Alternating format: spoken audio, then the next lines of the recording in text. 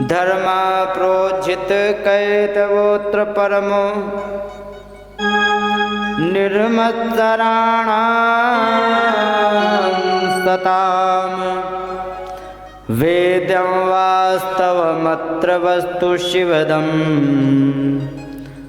तापत्रयोन्मूलनम्।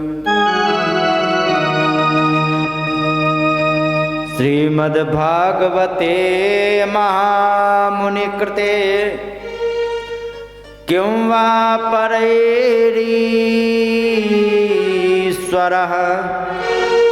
श्रद्धो हृदवरुध्यते त्रिकृतिभिः शुश्रूषुभिस्तत्क्षणात्। इस श्रीमद् भागवत कथा में ऐसे ज्ञान का निरूपण किया गया है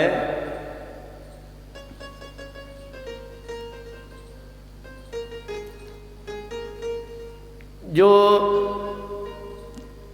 परमात्मा को प्राप्त करने वाले जो संत हैं उनके द्वारा जो आचरण किया जाता है, और इसमें वास्तविकता का ज्ञान हो जाएगा। वास्तविकता का क्या ज्ञान हो जाएगा? आप सोचते हो हमारे नाती हैं, हमारे पोते हैं, हमारे ये हैं वे हैं, ये हमारा साथ देंगे। तो ध्यान रखो, एक बात बताओ, तुम्हारे सिर में दर्द हो जाए और तुम्हारे 20 नाती पोते हैं, बताओ उनमें से कितने लोग ऐसे हैं जो तुम्हारे सिर दर्द को कम कर सकते हैं? कोई नहीं, बल्कि नई नई बातें बना बना के, नई नई बातें सुना सुना के सिर दर्द बढ़ा जरूर देंगे, लेकिन तुम्हारा सिर का दर्द कम नहीं कर पाएंगे। तो इसमें वास्तविक ज्ञान को दिया गया कि वास्तविकता क्या है। दूसरी बात, हमारे बालक बच्चे होंगे तो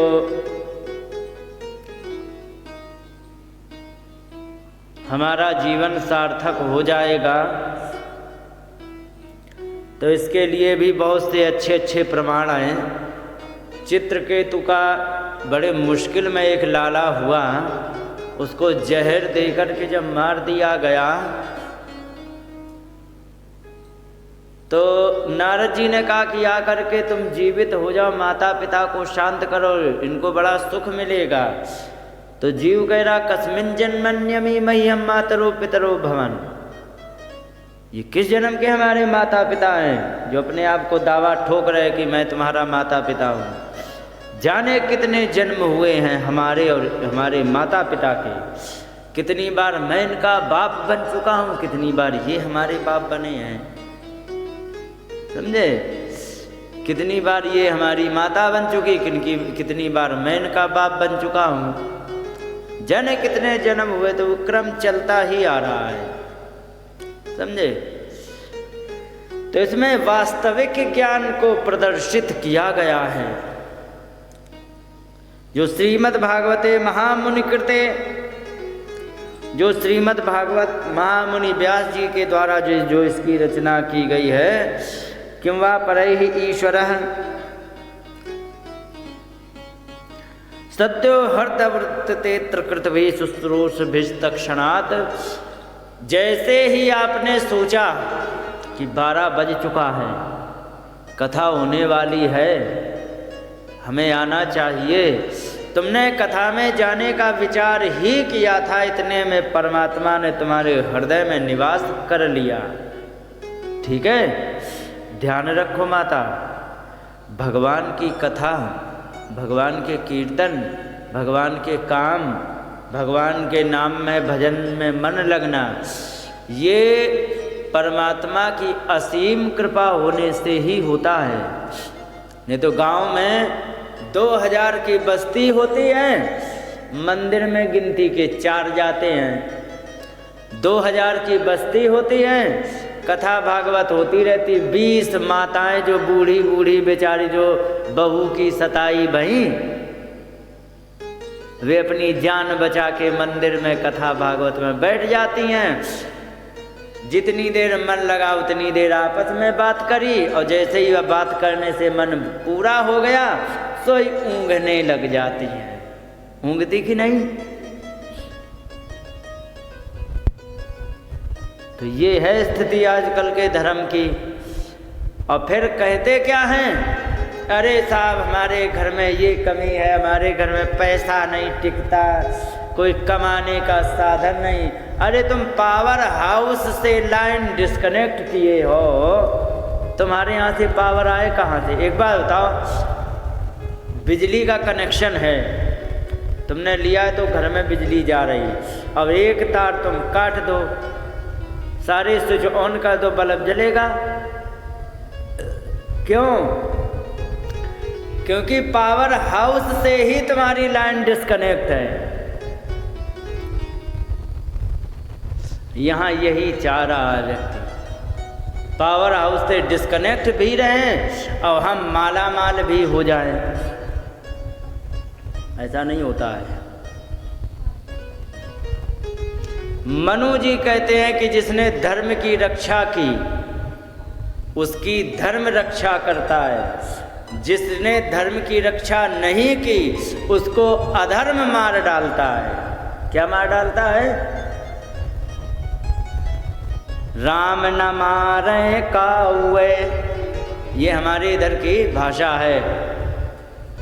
कानपुर, बनारस, इलाहाबाद यहाँ की भाषा में एक बड़ा सुंदर दोहा है, सुन लो कि राम न मारे काउए, माने राम किसी को नहीं मारते हैं। ऐसे नीके राम, नीके माने वेरी ब्यूटीफुल, बड़े अच्छे।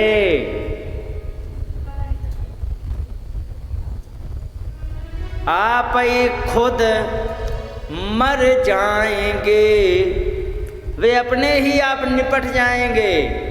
कर कर खोटे काम,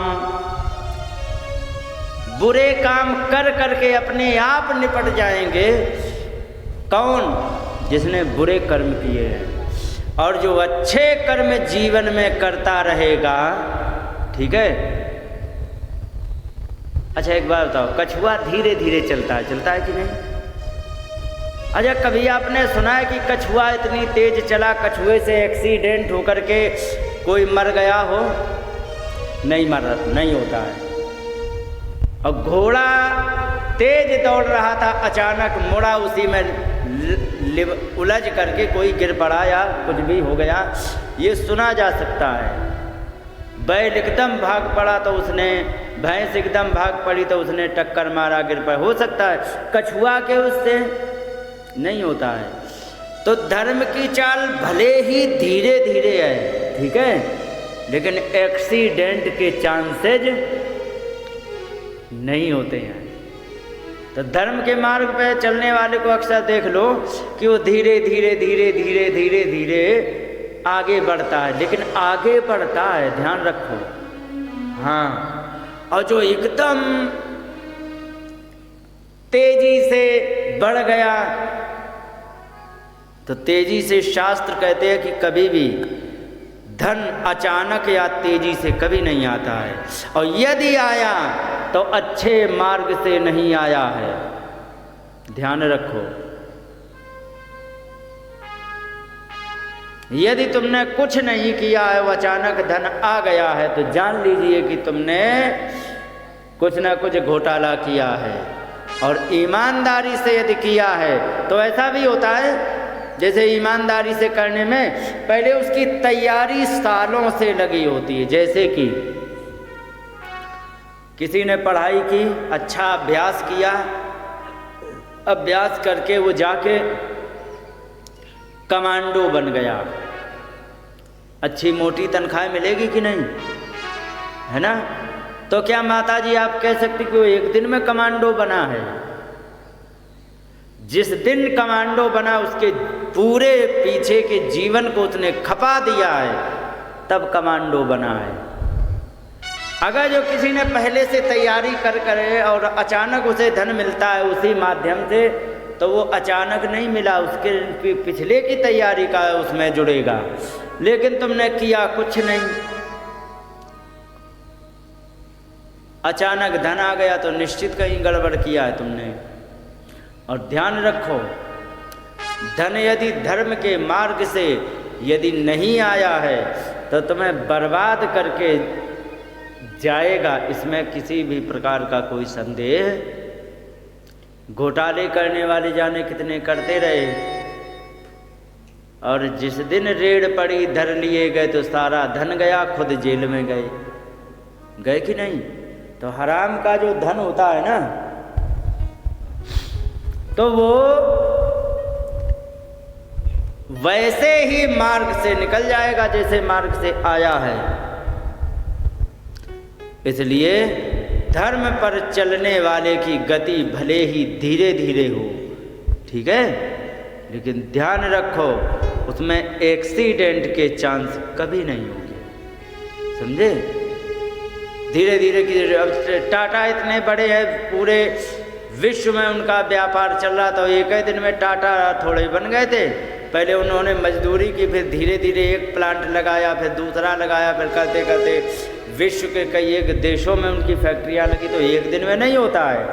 शास्त्र कहते हैं कि 5 चीज़ें आप कभी भी जल्दी जल्दी नहीं कर सकते हैं, और यदि तुमने जल्दी जल्दी किया तो तुम ये जान लीजिए कि तुमने जो भी किया है उसकी गारंटी कुछ नहीं।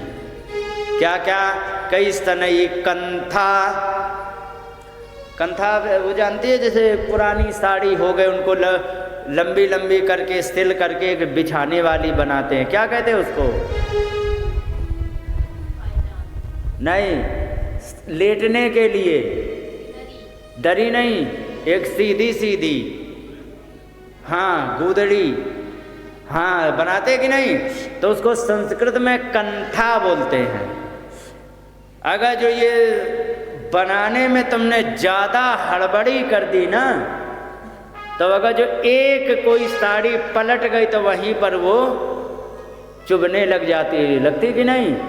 तो ये कभी भी जल्दी जल्दी नहीं बनानी चाहिए। सनई कंथा, सनई पंथा, मार्ग धीरे धीरे चलना चाहिए। एक बात बताओ, अगर जो पैदल धीरे धीरे आप जा रहे हो तो आप यहाँ से चीप लाटा आराम से पहुँच जाएंगे, भले ही आधा घंटा लगे 1 घंटा लगे, पहुँच जाएंगे कि नहीं। और दौड़ के जाना चाहो तो गांव पार कर पाओगे? नहीं कर पाएंगे ना।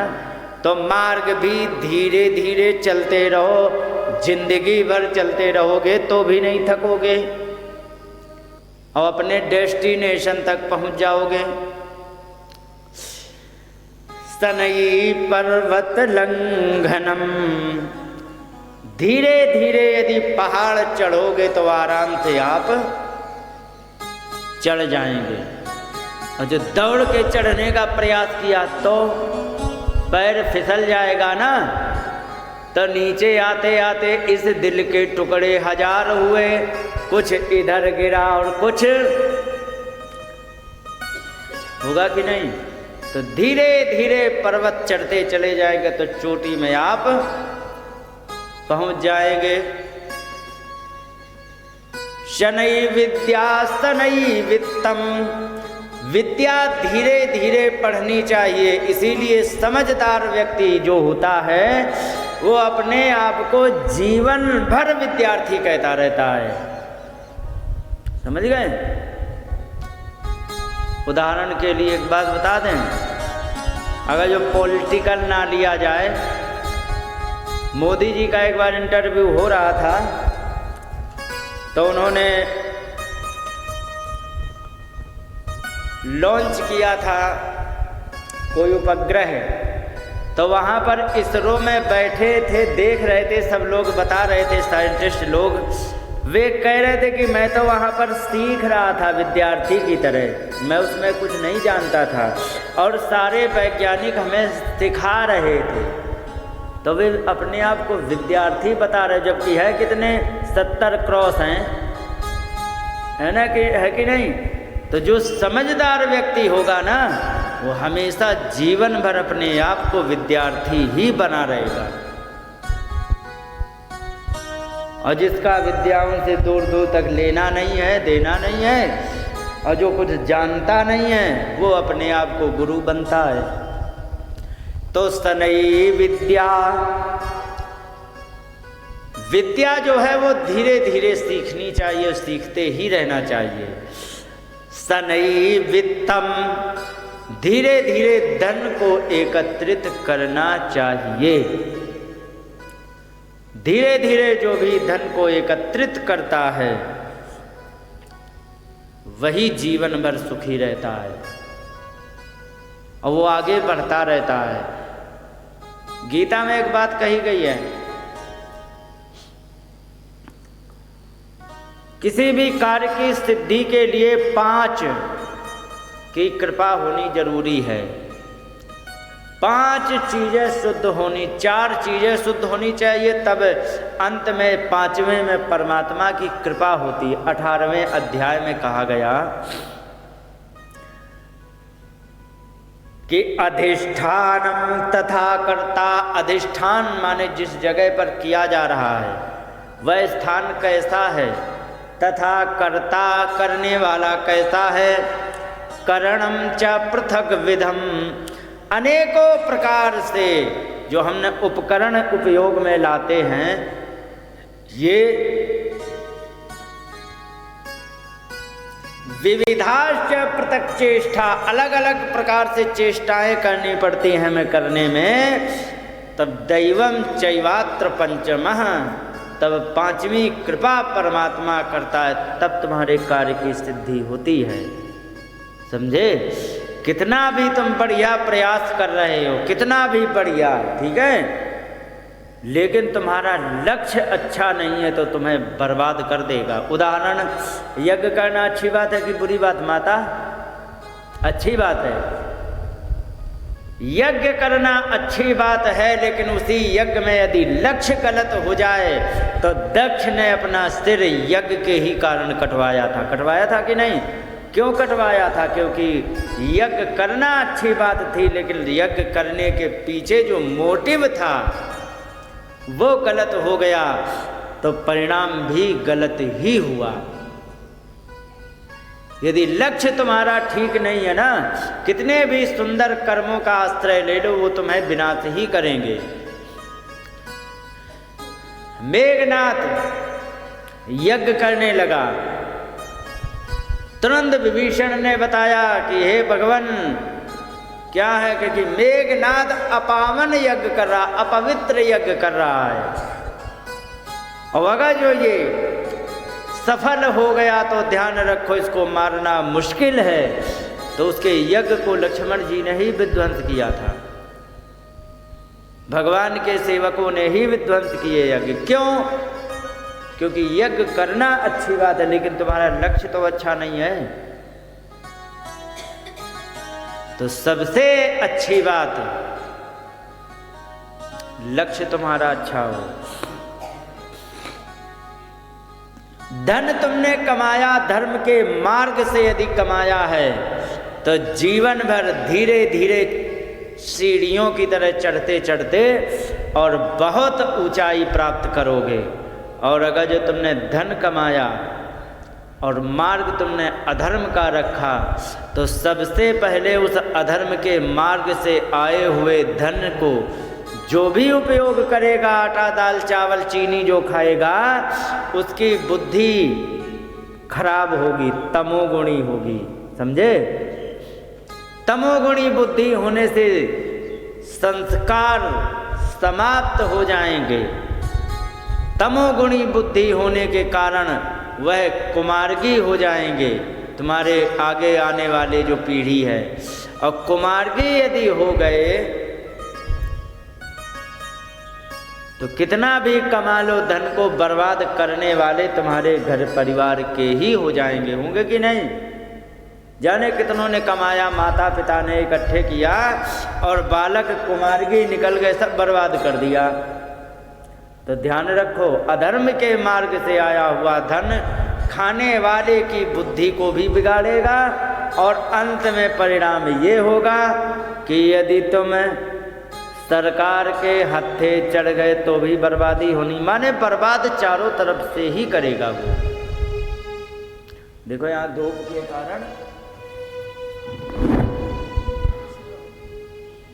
हाँ है तो यहाँ पर का श्रद्धो हृदवरुद्धते त्रिकृतवे शुश्रूषभिस्तक्षणात्। हृदय में जैसे ही तुम विचार करते हो कि हम भागवत सुनने जा रहे हैं, वैसे ही परमात्मा तुरंत ही आपके हृदय में विराजमान हो जाते हैं। इसलिए हरे राम राम राम राम। खड़ी हो जाओ, सब इसमें कलश में डाल दो आके, क्योंकि यहाँ तो हाँ परेशान करेंगे। इसके बाद निगम कल्प तरोर गलतम फलम शुकमुखादमृत द्रव संयुतम पिबत भागवतम रसमालयम मुहुरहो रस का भुव भाव का। तो ये जो भागवत का फल है एक पके हुए फल के समान है। माता जी आपको जरूर पता होगा। क्यों पता होगा? क्योंकि आपके ज़माने में, यहाँ तक मेरे ज़माने तक ऐसा होता रहा है कि पहले बेर लेने जाते थे, पेड़ों के नीचे जाते थे कि नहीं? अभी भी जाते होंगे, अब तो पेड़ वैसे ही कम रह गए। तो आप देखते होंगे कि किसी तोते ने बेर काट के फेंक दिया, उसे दौड़ के उठाते थे कि नहीं? अब उसे पहले खाते थे और वो वास्तव में मीठा भी बहुत लगता था, है कि नहीं है? अब हमें ये पता नहीं है कि तोते का मुख लगने के कारण वो मीठा हो गया है या वो चोंच ही उसी में मारता है जो वास्तव में मीठा हो। पर ये तो पक्का है कि मीठा तो वो होता ही है। तो ये श्रीमद् भागवत कथा में शुकदेव जी ने चोंच लगा दी है, ये मीठा तो है ही, इसमें कोई संदेह नहीं है। क्योंकि शुक मुखात, शुकदेव की जी से मुख से निकला हुआ जो अमृत द्रव संयुतम, अमृत द्रव से युक्त है।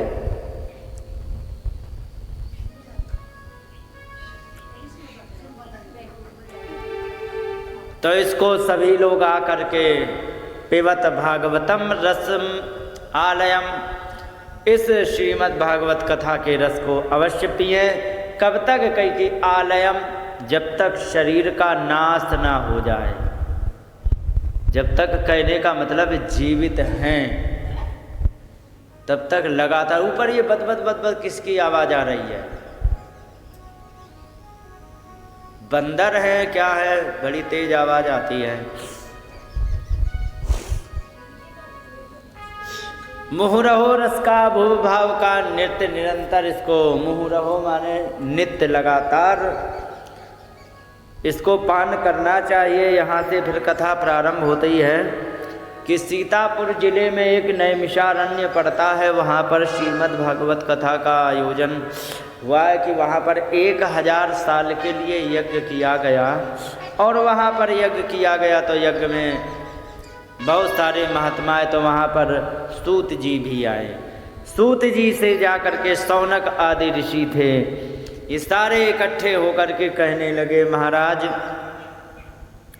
कि त्वया खलु पुराणानि सेतिहासानि चानघ आख्यातान्यधीतानि धर्मशास्त्राणि यान्युत। आपने बहुत से इतिहास, पुराण, ये सब बहुत अच्छी तरह से अधीतानि माने पढ़े हैं, और धर्मशास्त्राणि, धर्म के शास्त्र भी आपने पढ़े हैं। तो आप हमें उनसे कुछ हमारे प्रश्न हैं जीवन के, उनके तुम प्रश्नों का उत्तर उन्हीं शास्त्रों के माध्यम से आप मुझे दें। तो कह बताओ क्या है। पहला प्रश्न किया कि कल्याण करने का परम साधन क्या है। तत्रांशायुष्मन् भवता यद विनिश्चितम पुंसाम एकांततः श्रेयान् तन्नः संचितुम अर्हसि। जीव का सबसे परम कल्याण करने वाला साधन क्या है, आप मुझे ये बताओ।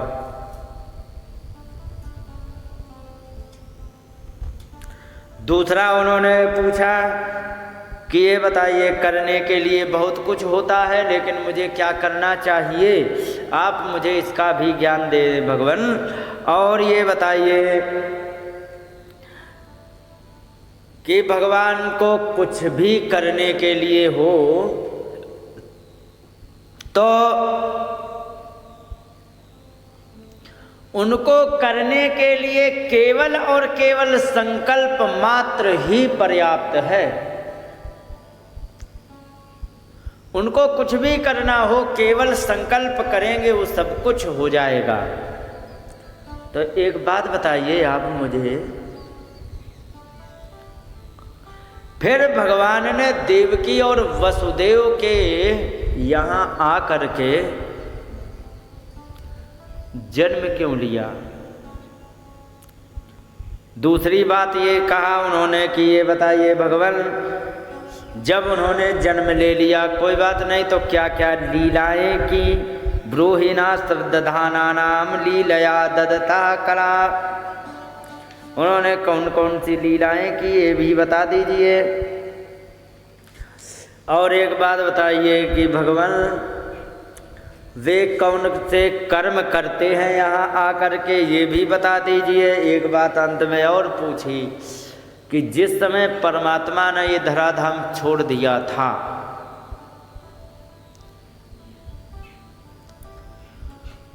इसके बाद कलयुग यहाँ पर आ गया था, और जब ये कलयुग यहाँ आ गया था तो अधर्म का शासन पूरे विश्व में हो गया था। तो ये बताइए फिर धर्म किसके आश्रित रहा, ये तो बताओ। इस प्रकार से यहाँ जब प्रश्न किए गए तो श्री सुखदेव जी के यम प्रविजंतम अनुपेतम पेति कृत्यम आदि से दोबारा स्तुति की गई। स्तुति करने के बाद यस्यानुभावम अखिल श्रुति सारमेक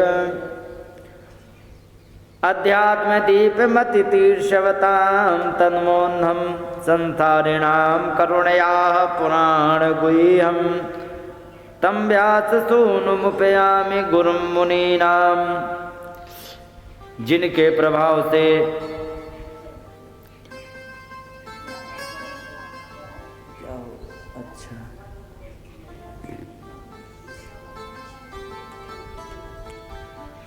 ये जो आपने एक शास्त्र का दीपक जलाया है, श्रीमद् भागवत कथा का जो अध्यात्म दीप है,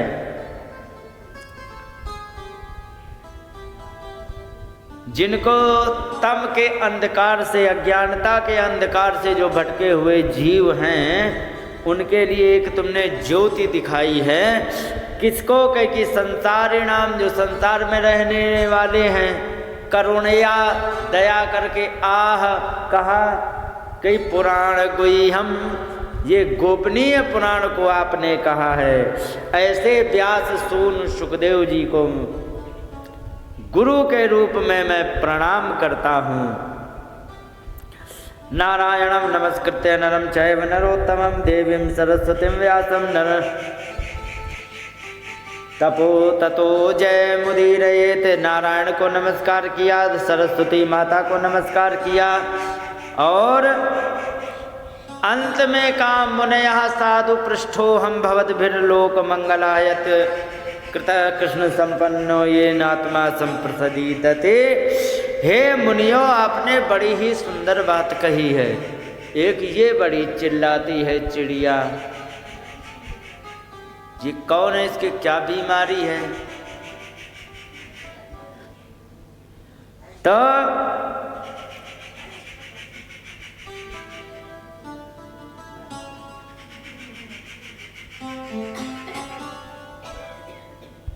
यहाँ माइक में भी इसकी आवाज आ रही है। तो कहने का मतलब आपने बड़ा ही सुंदर प्रश्न किया है। क्यों किया है? क्योंकि ऐसा प्रश्न बड़ा ही सुंदर होता है जिससे परमात्मा का नाम निकले, और इससे ये न मैंने इन प्रश्नों से आत्मा संप्रसिद्धति, आत्मा ही बड़ी ही सुंदर प्रसन्न हो जाती है। और आपने कहा कि सबसे पहला प्रश्न ये किया कि ये बताइए कि ऐसा क्या किया जाए, पर कल्याण का सबसे परम साधन क्या है। यहाँ बता रहे हैं, सवै पुंसाम परो धर्मो यतो भक्ति रधोक्षजे। यह सबसे बड़ा कल्याण का साधन है कि अहे तो क्या प्रतिहता ययात्मा संप्रसिद्धते। परमात्मा से प्रेम करना चाहिए। अरे से भगा दे, क्या फायदा है, ये आ गई और सिर पे बैठ गई।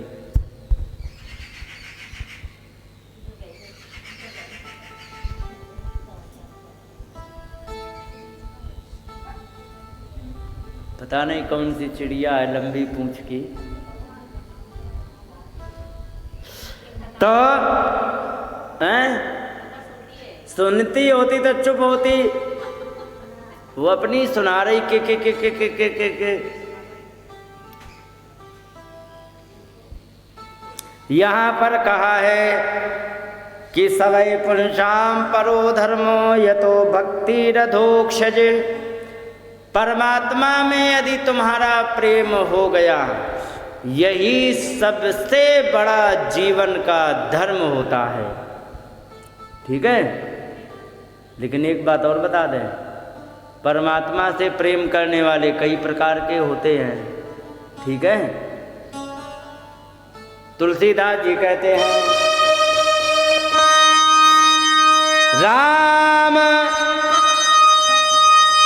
भगत जग चार प्रकार,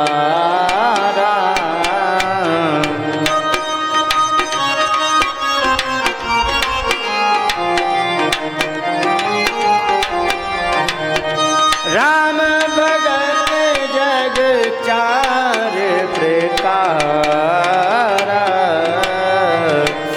चारहु सुकृत अनग उदारा।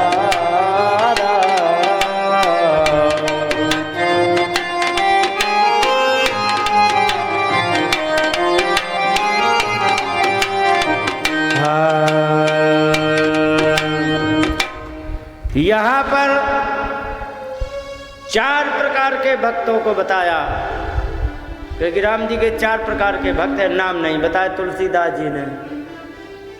तो तुलसीदास जी से पूछा, नाम तो बता दो, क्योंकि नाम यदि तुम्हें जानना है तो गीता पढ़ो, सब हम नहीं बताएंगे, कुछ तुम भी करो।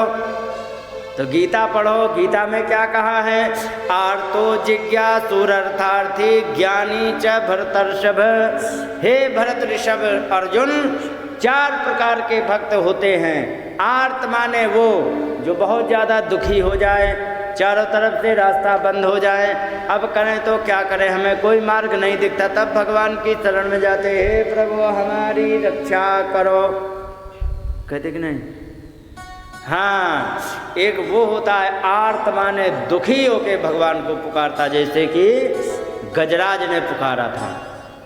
एक जिज्ञासु, परमात्मा कैसा होता है, क्या करते हैं, भगवान की कथाओं में मस्त रहते, उन्हीं की लीलाओं को जानते रहते हैं, वो होता है जिज्ञासु, जानने वाला। एक अर्थार्थी। अर्थार्थी क्या होता है? रोज घर में चमन्नी की अगरबत्ती जलाते, कहते हे प्रभु हमारे लाला का प्रमोशन हो जाए, 50,000 से उसकी आमदनी 1 लाख रुपए महीने होने लग जाए, कहते कि नहीं। वे होते हैं अर्थार्थी भक्त, और एक होते हैं ज्ञानी। ज्ञानी कौन होते हैं? जिसे पता होता है कि संसार की वास्तविकता क्या है, अंत में छोड़ के चला जाना है, इसलिए कोई भी ऐसा कर्म ना हो कि हमारे जाने के बाद लोग हमें गाली दें। एक बात बताओ, रिश्तेदारी में आए हैं एक दिन के लिए, तो क्या कोई ऐसा कर्म करेगा कि हमारे जाने के बाद फिर कोई हमें गाली दे?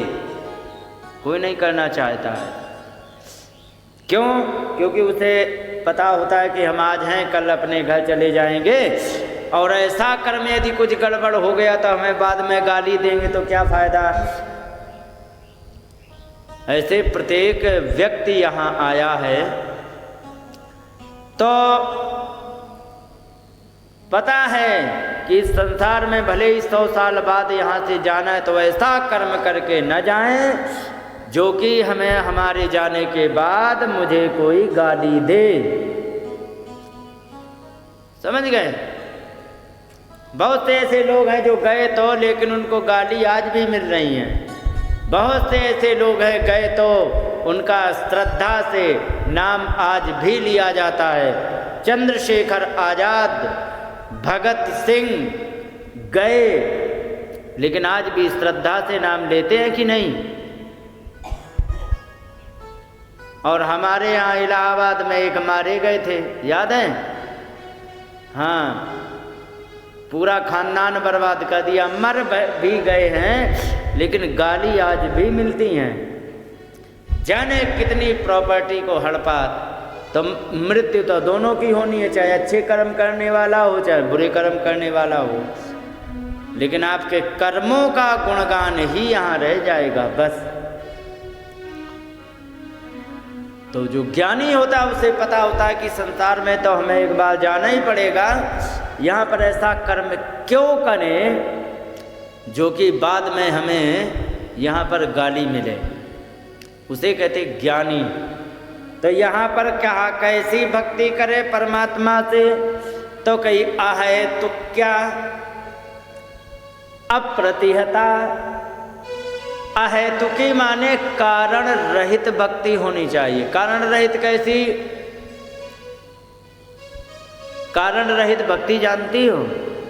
अच्छा, कारण वाली भक्ति पहले बताएं, ठीक है? ईमानदारी से बताना। जब पहले अपने लिए कोई बनारसी साड़ी या बढ़िया सा कोई सूट चाहिए होता था, या कान की झुमकी चाहिए होती थी, तो पति देव की सेवा कितनी बढ़िया करते थे, याद है? हाँ, बिना मांगे सवेरे 6 बजे चाय आ गई, ठंड है तो बढ़िया पानी गर्म हो गया, लो तौलिया आ गई, जैसे ही नहाए तुरंत कपड़े धो डाले, होता था कि नहीं? और जैसे ही उन्होंने झुमकी ला के दे दी, वे 40 बार मांगते तब 8 बजे चाय मिलती, फिर होता है कि नहीं? एक ये भी सेवा है। तो ये जो कारण की जो सेवा होती है ना, तो कारण की सेवा परमात्मा को नहीं करनी है, परमात्मा के लिए नहीं करनी है। कई कैसी अहेतुकी कारण रहित, ठीक है? फिर एक अगला शब्द बड़ा सुंदर आया कि कैसी, कई अप्रतिहता। अप्रतिहता का मतलब समझे? नहीं, अप्रतिहता का मतलब है कि संडे मंडे वाली नहीं भक्ति। हाँ, कि आज छुट्टी है, चलो मंदिर में चले जाएं, अगरबत्ती सुलगा के आ जाएं, ना।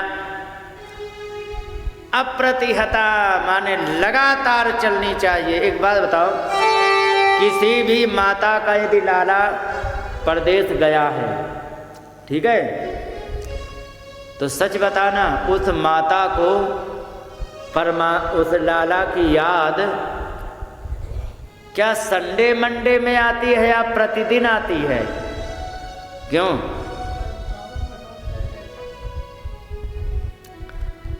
वो प्रतिदिन लगातार आती है।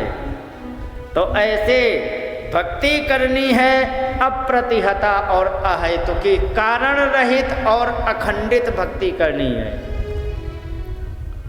ये न आत्मा संप्रसीदति, जिससे तुम्हारी आत्मा बहुत प्रसन्न हो जाएगी। ये है। दूसरी बात आगे कहा, वासुदेवे भगवती भक्ति योगः प्रयोजिता जनयत्यास्तु वैराग्यम ज्ञानम च यद हेतुकम। वासुदेव परमात्मा में भक्ति योग को लगा करके जो भक्ति करता है तो उसके हृदय में जनयति आशु वैराग्यम, आशु माने शीघ्रता से उसे वैराग्य हो जाता है और ज्ञानम च यद हेतुकम, उसे ज्ञान प्राप्ति भी हो जाती है। तो यहां पूछ दिया, एक बात बताओ,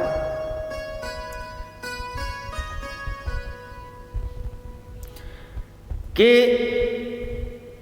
इतना सब धर्म कर्म हमें क्यों करना चाहिए? बड़े ही सुंदर 3-4 प्रश्न हैं, इसको ध्यान से सुनना चाहिए। कई धर्मा स्वनिष्ठिता पुंसाम विश्वक्सेनु कथा सुया नोत्पादयेत यदि रतिम श्रम एव हि केवलम। जो आप लोग धर्म कर्म करते हैं, चींटियों को आटा देना, चिड़ियों को दाने देना, प्याऊ बनवाना, मंदिर और कथा भागवत में चंदा देना, आदि आदि जो भी होता है, तो ये एक धर्म के कार्य हैं। ठीक है, तो धर्म के कार्य हमें क्यों करना चाहिए? प्रश्न ये है। पहले ही निवेदित किया जा चुका है कि यदि किसी भी कार्य के पीछे, ध्यान रखो, चाकू चलाना अच्छा काम है कि बुरा है? चाकू चलाना अच्छा काम है या बुरा? बुरा है। चाकू चलाना ना अच्छा काम है ना बुरा काम है। उसका मोटिव क्या है ये देखो। हत्या करना अच्छा काम है या बुरा? नहीं, उसका मोटिव क्या है? फौजी देखता है खड़े होके पहाड़ी पे और सामने देखता है कि कोई आतंकवादी आया। अब तो सरकार ने इतनी बढ़िया छूट कर दी है, तुम्हें किसी भी केंद्र से कोई नहीं, सीधे देखो, तुरंत छोड़ दो, झंझट खत्म, थैंक यू बोलो, राधे राधे करो। तो क्या उसे दोष लगता है? कोई भी कार्य ना तो वो अपने में गुण रखता है ना ही दोष रखता है। वो कार्य केवल और केवल तुम्हारे लक्ष्य पर निर्भर करता है, ध्यान रखो। ठीक है, अगर जो चाकू चलाना बुरी बात होती है तो जाके जयपुर के हॉस्पिटल में क्यों कहते ले साहब 1 लाख रुपए, जल्दी से चाकू चलाओ, कहते कि नहीं? तो चाकू चलाना कोई अपने में गुण और दोष नहीं है। गुण और दोष उसे तुम्हारा लक्ष्य बनाता है, समझे?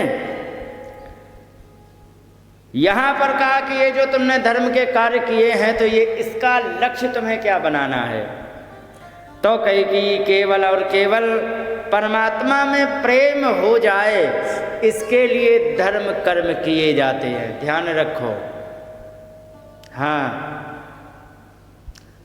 परमात्मा में यदि प्रेम हो जाता है, प्रेम की वृद्धि के लिए ही सारे धर्म कर्म किए जाते हैं। और जब आप परमात्मा से प्रेम करने लग जाते हैं तो यहां पर आगे लिखा है नोत्पादेत यदि रतिम। और अगर जो तुमने खूब धर्म कर्म किया लेकिन परमात्मा से प्रेम नहीं हो पाया